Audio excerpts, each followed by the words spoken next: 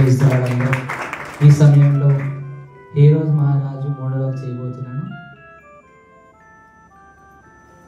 అగణిత గణమని మన సంయుక్తమైన ఈ ధరణి రమణికి నే పతినయుండ దుర్మదాంధులైన పార్థ్యులనెల్ల జయించి శత్రువు రంగగజ దురిత ప్రదాతి భయభీతి లేకుండా పాలించి భూనైక భూపతిని నే జీవించి ఉండగానే ఈ యూదులకు మరియొక రాజా అసంభవం నే సహింపజాలను నేను కాగా ఆ జ్ఞానులతో ఆ యేసుని పూజించి తిరిగి రండి అని చెప్తాను. వాళ్ళు చెప్పిన వెంటనే ఆ యేసుని చంపి నాకు తిరుగు లేకుండా చేస్తాను. మీరు యూదులకు రాజైన యేసుని పూజించి తిరిగి రండి, నా దగ్గరికి వస్తే నేను ఆయనని పూజిస్తాను. ఇక ఈ రాజు బాధ తీరినట్టు, నాకు తిరుగు లేకుండా చేస్తాను. అందుకే కదా నాకు పుట్టిన సొంత బిడ్డలు సైతం చంపించేశాను. నాకు తిరుగు లేదు, తిరుగు రాదు, తిరుగు ఉండదు.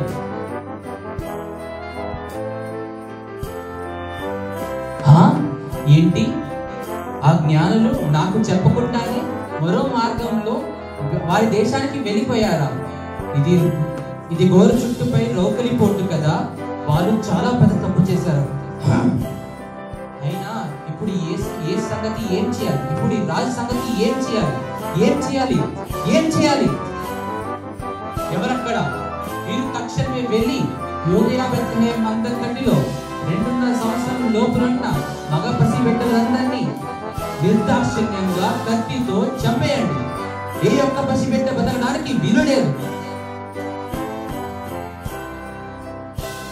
ఏ ఒక్క పసిబిడ్డ బతకడానికి వీలు లేదు. ఇది ఈ రాజాజ్ఞ. రాజనగా ఈ హేరోదాజ్ఞ, అనగా నా ఆజ్ఞ. నేనే రాజును, నేనే ఎన్నటన్నడికి రాజును.